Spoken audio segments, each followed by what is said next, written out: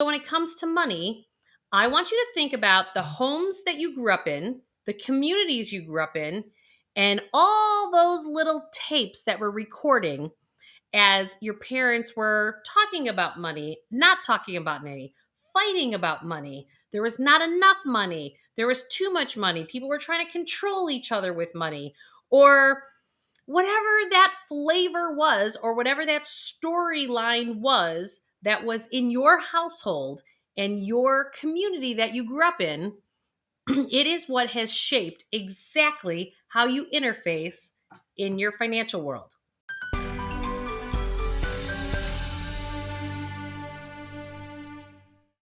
Hey, what's going on, everybody? Today we are going to talk about no more budgets. I am Julie Murphy, and I have spent over 25 years being a financial planner, working with thousands of clients throughout the years.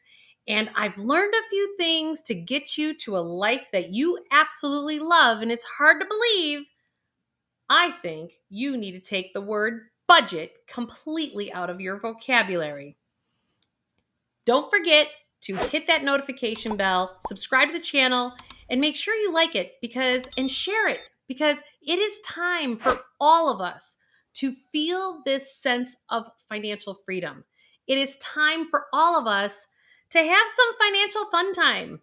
Whether you have too much or too little money, what I have found is these suffering patterns, no matter how many zeros you have or negative or positive balances you have, we still have these cash flow suffering patterns. I have watched people that make 600 grand a year have the same challenges as somebody who makes $40,000 a year. Why?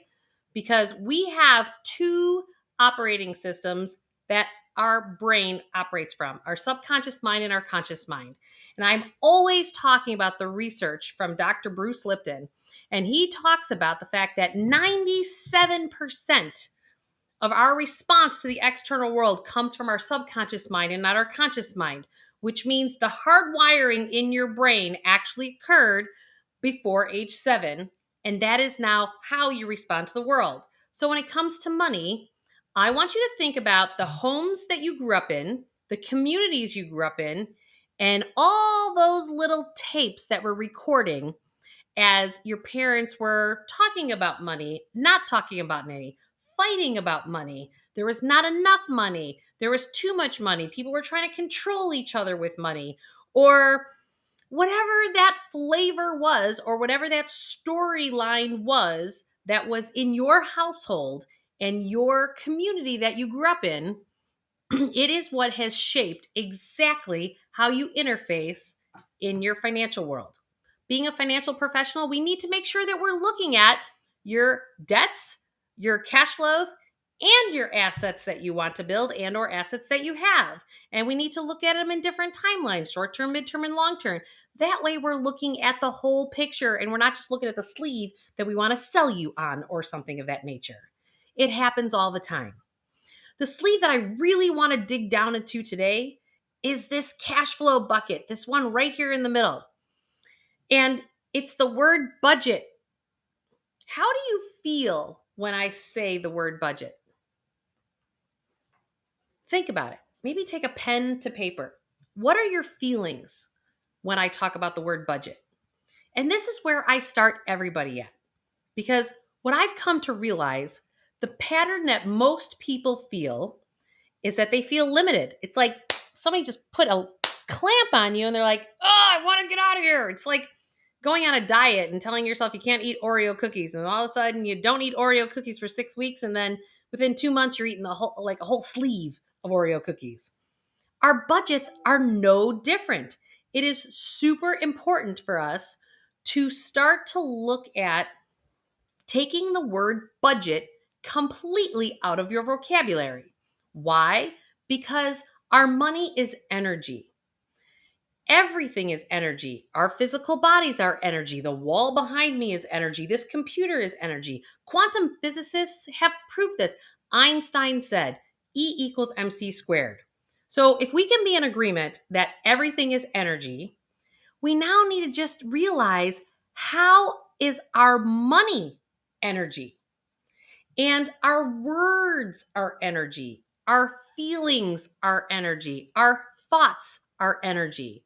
So if we are thinking and feeling that a budget deflates you or it makes you feel contracted and not expansive, guess what? That feeling or those thoughts of scarcity or limitation or victim to the system, victim to what my employer chooses of giving me a raise or not giving me a raise, or victim to inflation because go pulling up to the gas pump, it's costing more, and now I'm screwed. Well, this is all being victim to things that are outside of yourself. We need to shift our thoughts, our words, and our feelings around our cash that gets deposited into our checking accounts from our jobs or wherever your cash comes in from to what's going out the door. And do it from a place of empowerment, which leads to more abundance as opposed to a place from financial scarcity and a place of being a victim. So, how do we do that? Well, the first thing I want you to do is I want you to actually think about not a budget, but how do you want your money to flow? And ask yourself that question. Now, some of you are going to be little smarty pants and you're going to be like, I want it to flow. I want this and I want that. Da, da. I need to ground you here for 1 minute because the only thing that you can do is actually come from a place of empowerment based on the reality that you have financially created thus far. You have to stop allowing like such easy access to debt or to declare bankruptcy and repeat the patterns. It's all these emotional patterns that we are mapping out. And I have other videos of how to get out of that emotional patterning. So go check them out.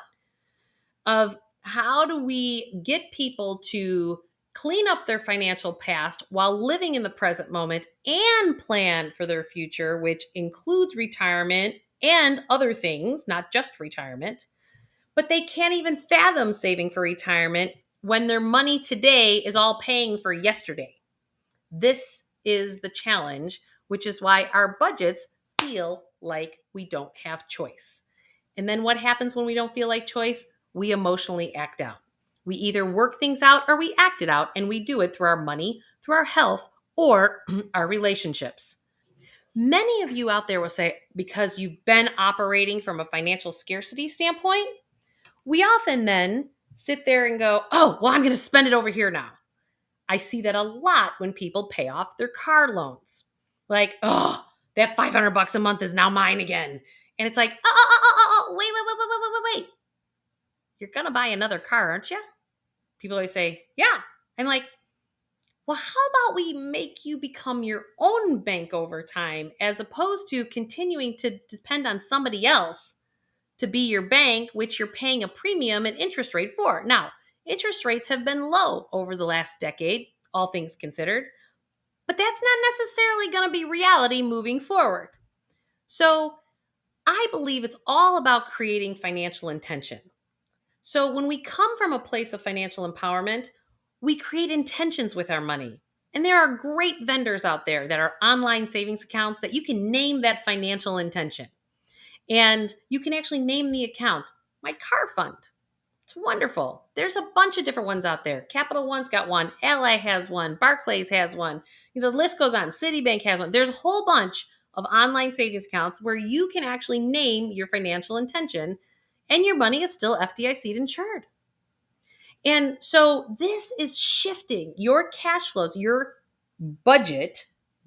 Again, take that word out of your vocabulary because it doesn't feel expansive and it doesn't feel good to any human being that I know. It's just about you choosing. This is about you choosing your cash flows.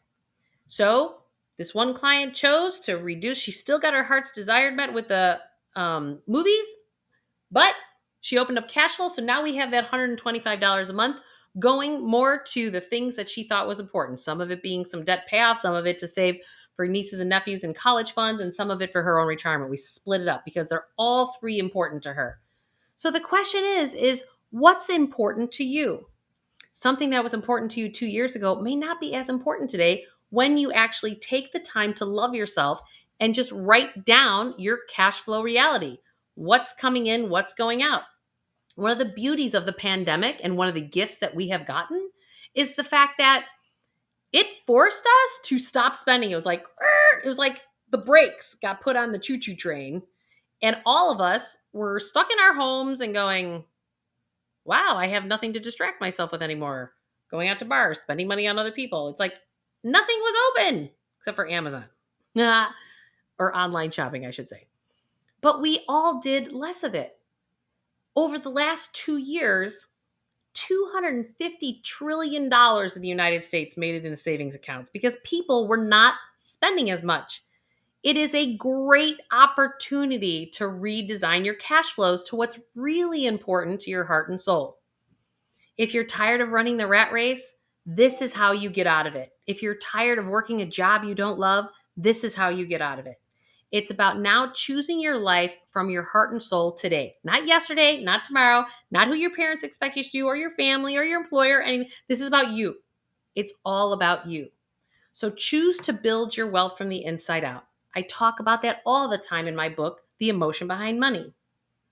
So I hope these tips and tools were helpful for you today because I am here to help to get you to a life that you absolutely love. So don't forget to hit that subscribe button, and please, could you share this? Because we have a lot of financial healing that needs to happen around the world because it's time for all of us individually to take our financial power back and no longer turn our power over to our employers or the government or banks, whomever. It's about you choose your cash flow. You choose your life. And you can do it because I've helped thousands of people do it. We'll talk to you soon. Thanks, everybody. Bye.